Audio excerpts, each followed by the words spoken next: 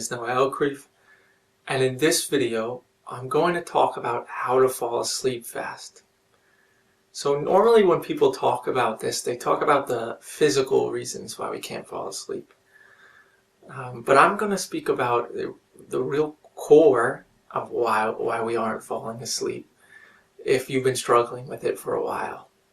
But before we do that, I guess in case you're new to trying to fall asleep, let's just go over the main things that you can do to help you if you're not falling asleep. And most people want to make sure that it's dark.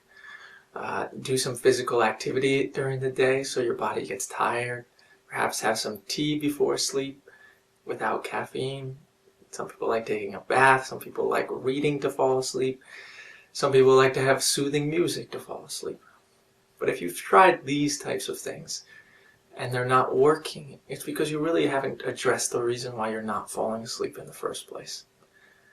There are two main thoughts that go on in our head, or two main types of thoughts that go on in our head that prevent us from falling asleep. Because basically, the reason why we can't fall asleep is when our mind is busy. It's like we're moving, so our body doesn't relax enough to just fall asleep. So in order to let our body relax, we have to let our thoughts relax. And how do we let our thoughts relax? There's two main types of thoughts that we're going to look at. And one is recurring thoughts that create worries and anxiety. And the other is the thought, it would be bad if I don't fall asleep. Okay? So let's look at the first one. So for some people, they can't fall asleep because as you're going to sleep, you're thinking of your to-do list for tomorrow, or you're thinking about the upcoming interview, or the upcoming presentation, or whether your partner loves you, or whatever. So there's constantly stories going on in your head that are taking your attention. So if you want to fall asleep, you need to address those stories. You see, most of us never allow ourselves to look at our thoughts, never allow ourselves to be with our thoughts. We just all day long avoid our own thoughts, right? We need to be with friends, talking to people, at work, doing something, listening to music, watching TV, eating anything to avoid being alone with our own thoughts. And when we're trying to go to sleep, we just can't avoid our thoughts sometimes. We have to look at them. We have to be with them. And since we have no practice, no experience at how to deal with our own thoughts, because we avoid them at all costs, we don't know how to deal with them. We don't know how to handle them. We don't know what to do with them. So, if your mind is really busy, and that's why you can't fall asleep, what you need to do is write down the stories that keep popping up in your head. So you might write down the story that says, it would be bad if the presentation doesn't go well. Or it would be, does he love me? Does he love me? I don't know. Did he do this? Did I do that? Did I do good enough? Whatever. So that, you would write that down. Or maybe the story is, I'm not good enough. Whatever the story is, you need to write it down and then question whether it's true. Basically disbelieve that thought. So if the thought is, it would be bad, it's constantly thinking about an upcoming presentation or work project. The reason why you're thinking about it is because you think it would be best if you did well on the presentation and bad if you didn't. Or good on the test and bad, if it would be bad if you fail. So that's anxiety, and you need to question whether those thoughts are true. How do I know it would be best if I do well on the test? Maybe it's better for my life if I do bad. Maybe that will get me to change my study habits, or get me to realize this isn't for me, or lead me to a situation that really helps me. I don't know. So whatever it is, identify the specific story or thoughts that are taking your attention and your energy, and then question whether they're true. The second type of thought that takes your attention and prevents you from falling asleep is simply the idea, it would be best for me to fall asleep now, and it would be bad if I don't fall asleep. This thought usually starts coming up more and more and more as we become less and less effective at falling asleep, or as that problem persists and gets stronger and stronger. And so if you have the idea, it's best for me to fall asleep immediately, or best for me to get 8 hours of sleep, or whatever, then you automatically have the idea, it's bad for me to get less sleep. It's bad for it to take a long time to fall asleep. And as soon as you believe that, you fear that outcome, right? So you're afraid of getting less sleep because you think that's bad. And if you think that's bad, then your mind will constantly engage in how to make sure it doesn't happen.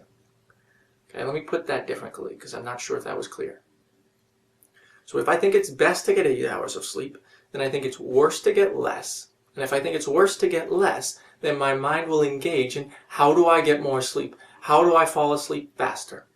So then when you're trying to fall asleep, all mind is doing is, how do I fall asleep quicker? What do I need to do? How do I get rid of this stuff? How do I calm down? Why isn't it happening? It would be so bad if I don't fall asleep. It would be so bad if I don't get enough. And tomorrow's presentation will go so bad if it doesn't work.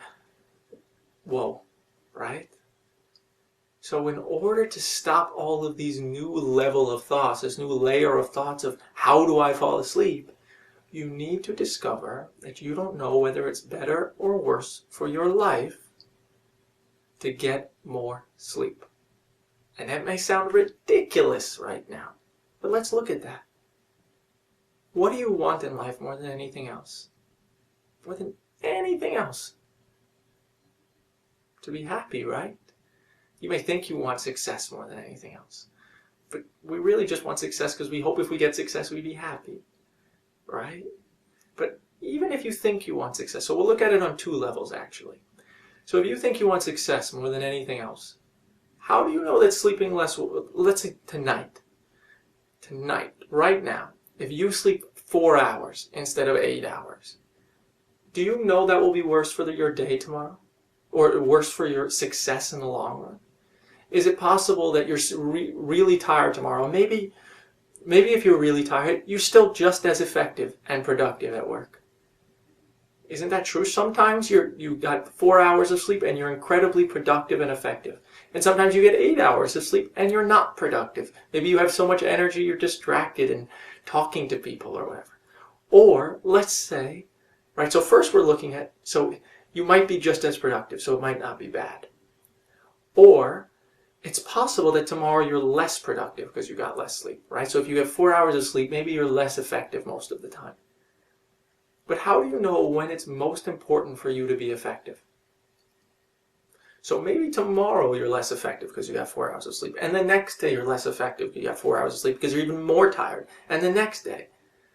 But maybe you need to get really, really tired for you to fall asleep early. So what I'm saying there is, if you have a few days in a row where you're really, really tired, maybe the next day you fall asleep early, and then the following day, since you got a lot of sleep, you're really, really effective and productive. And that's the day that you needed it most. Maybe that's the day of the presentation, or that's the day of something where you needed it. How do you know? Maybe by being less effective, you decrease the expectations of your boss because they recognize it takes a long time to get this work done, and then you can exceed expectations sometimes.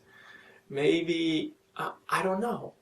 I don't know whether it's better or worse for your career, for your success, for your job, to get more or less sleep. And as long as you think you know that more sleep is better for your success, well, then you're going to fear it.